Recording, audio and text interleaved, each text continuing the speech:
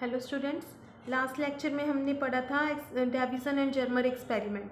तो उसका normal incidence के केस में तो हमने स्टडी कर लिया था। अब हम बात कर रहे हैं कि अगर बीम ऑब्लिकली इंसिडेंट हो, नॉर्मली इंसिडेंट ना हो कि क्रिस्टल फेस पे कुछ एंगल से फॉल हो रही हो ऑब्लिकली, तो उस केस में हम स्टडी करेंगे। देखिए इस केस में क्या होता है कि क्रिस्टल को इस टाइप से ओरिएंट करते हैं कि जो एंगल ऑफ इंसिडेंस है वो उन्होंने, जब साइंटिस्ट ने डेविसन एंड जर्मर ने जब एक्सपेरिमेंट किया था तो उन्होंने क्रिस्टल को ओरिएंट इस टाइप से किया था कि जो आई है, एंगल ऑफ इंसिडेंस है, वो 10 डिग्री हो। उनका आई जो है इस केस में वो है 10 डिग्री, और पोजीशन जो कलेक्टर की सेट करते थे वो इस टाइप से चूज़ की थी कि एंगल ऑफ रिफ्लेक्शन जो है वो भी कितना है हमारे पास, 10 डिग्री।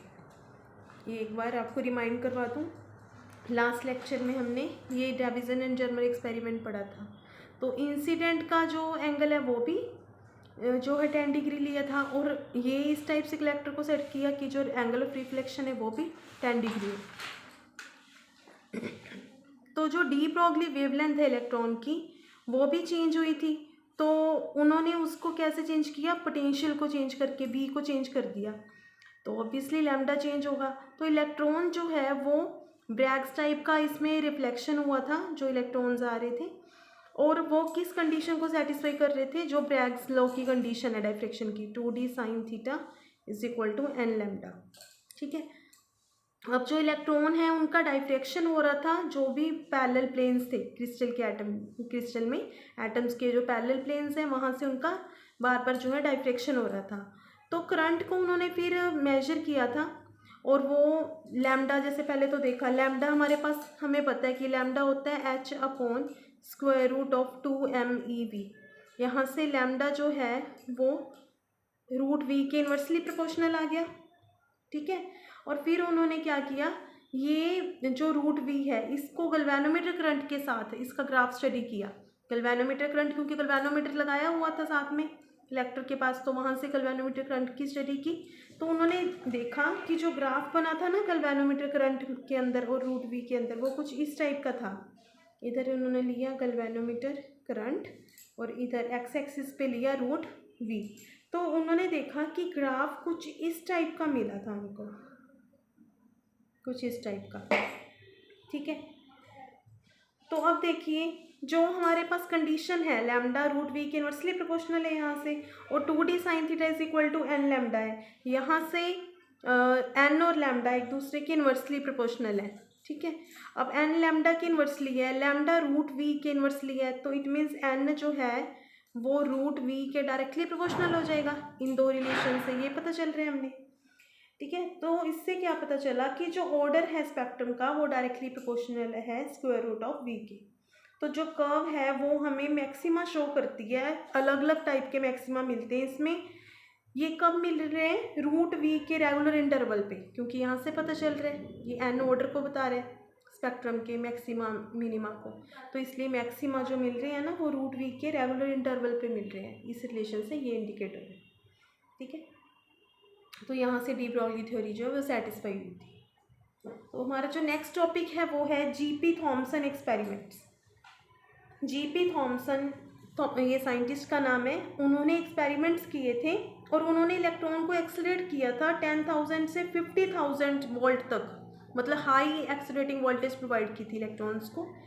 ठीक है, तो उनके एक्सपेरिमेंट्स में थॉमसन ने ऑब्जर्व क्या किया था कि जो डायफ्रेक्शन पैटर्न मिल रहा था उनको, वो इलेक्ट्रॉन्स के लिए किया तो वो एक्सरे पैटर्न जैसा ही मिल रहा था, उसके कंपेयर में ही था वो। तो फिर उन्होंने जो है वेवलेंथ को स्टडी किया, वेवलेंथ फाइंड की इलेक्ट्रॉन्स की। तो जो डायफ्रेक्शन पैटर्न है ये तभी पॉसिबल होता है जब वेव नेचर हो मटेरियल का, जो भी रेज या वेव्स या फिर मटेरियल की बात कर रहे हैं हम, तो जो भी मैटर फॉल हो रहा है अगर उसका वेव नेचर है तो ही डायफ्रेक्शन पैटर्न मिल सकता है। तो अब डायफ्रेक्शन पैटर्न मिला था उनको भी, तो इससे ये कन्फर्म हो गया था इलेक्ट्रॉन्स का जो है वो कैसा नेचर है, वो वेव्स की तरह बिहेव करते हैं। तो जो हाई एनर्जी उन्होंने इलेक्ट्रॉन बीम को यहाँ से, देखिए पहले तो सेटअप देखिए इसका, ये सेटअप था उनका, उन्होंने एक ये वैक्यूम ट्यूब ली हुई है, ठीक है। उसके अंदर यह कैथोड है, कैथोड से तो इमिशन होगा हाई एनर्जी इलेक्ट्रॉन बीम का, कैथोड से तो इलेक्ट्रॉन्स की बीम जो है एमिट हो रही है। फिर उन्होंने आगे लगा दी स्लिट।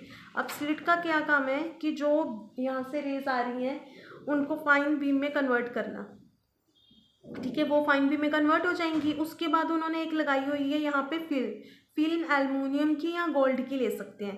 गोल्ड जो है उसकी मैलिएबिलिटी सबसे ज़्यादा होती है, वैसे तो पतली होती है, जितनी ज़्यादा पतली होएगी ना फिल्म तो उस मटेरियल की फिल्म यूज़ की जा सकती है कि थिन से थिन फिल्म जिसकी अपन ले सकें, ताकि हम उतना अच्छा पैटर्न स्टडी हो सके।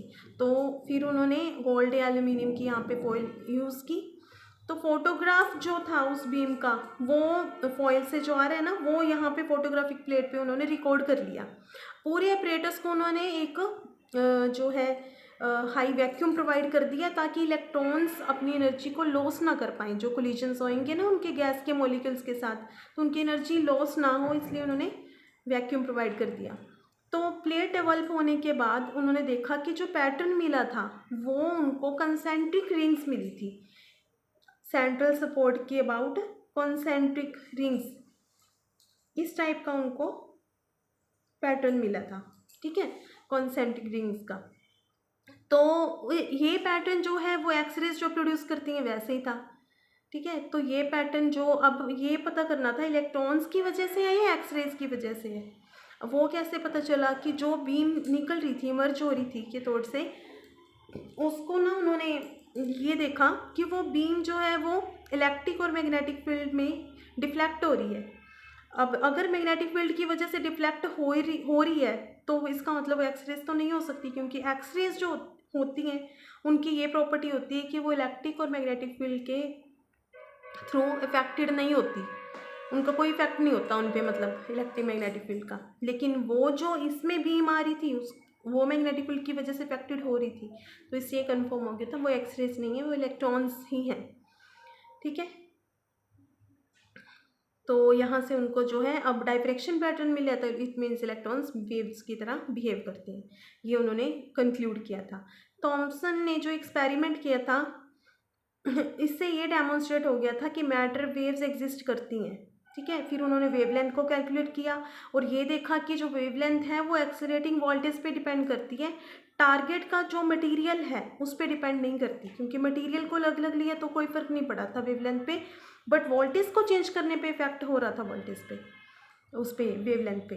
तो वेवलेंथ जो ऑब्टेन हुई उनको डायफ्रैक्शन पैटर्न से, वो वेवलेंथ जो डी ब्रॉगली रिलेशन से मिली थी वो उसको बिल्कुल एक्सपेरिमेंटल और थ्योरेटिकल रिजल्ट मतलब सेम आ रहे थे इसमें, तो उनका जो एक्सपेरिमेंट है वो सक्सेसफुल हुआ था।